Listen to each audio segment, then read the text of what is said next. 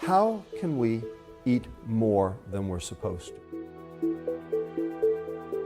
No one can exert willpower over a biochemical drive that goes on every minute of every day of every year.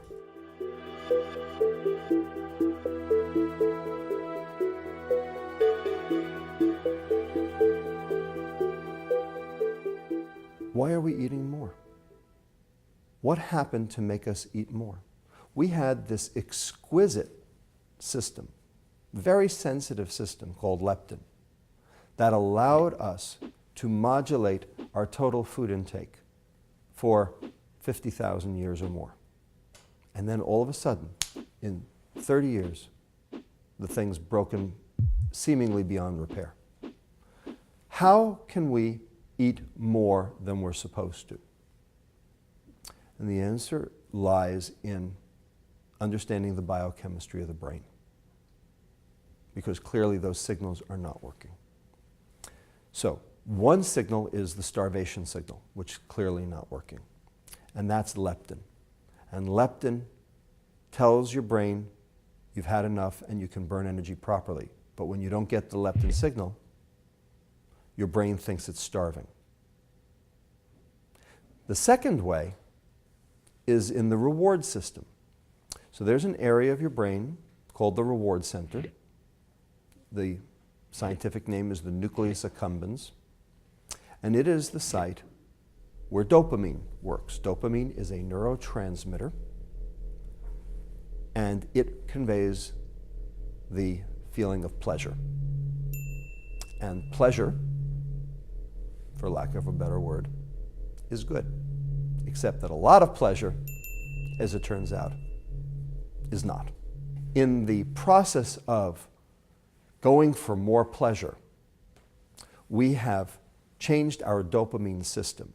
And one of the keys to addiction is the idea that after stimulating that system chronically, again and again and again, and it takes 3 weeks to do this, what happens is that the receptors for the dopamine signal now downregulate. Now there are fewer of them. We know that the brains of people with obesity do respond differently to food. In that reward center, when they see palatable food, some parts of the brain light up a lot, that wanting part. But the liking part, once they taste the food, it's blunted. It's not that they're getting more pleasure and reward, they're getting less. That's like living with an urge that you can't satisfy. And so people think that this hypo-reward condition, or this inability to experience the same level of reward from the same foods that other people are getting, is causing people to overeat in order to get that dopamine that they're missing. You have to eat more to get the same effect.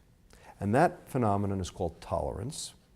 And then when you pull the chemicals that cause the pleasure away, now there's no dopamine and fewer receptors, and that gives you symptoms of withdrawal.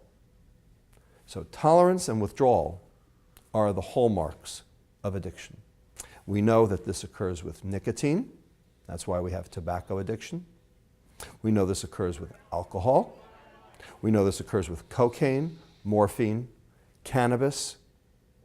It occurs with every single drug of abuse. And it occurs with sugar too.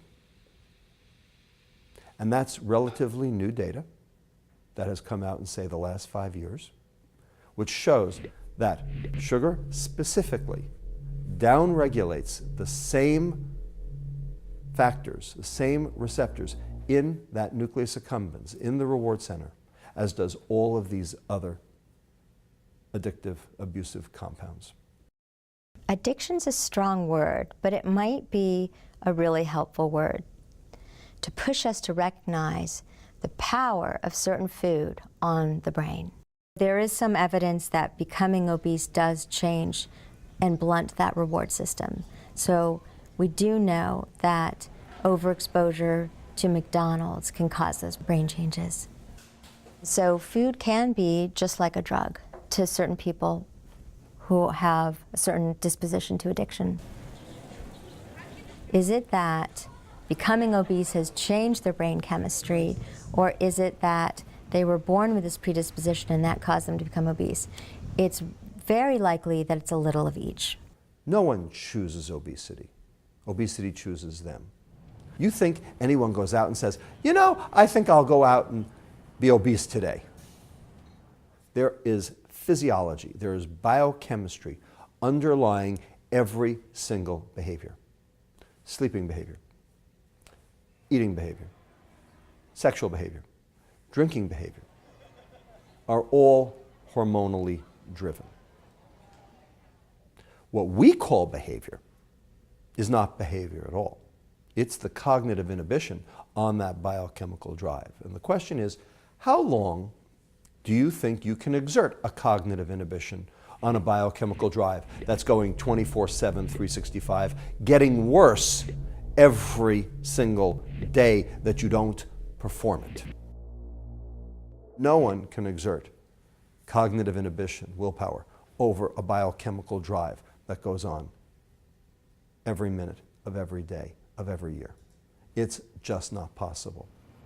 We think that developing compulsive eating and maybe food addiction reflects some real changes in the wiring of our brain. And that's a scary thought, that becoming obese has changed us forever.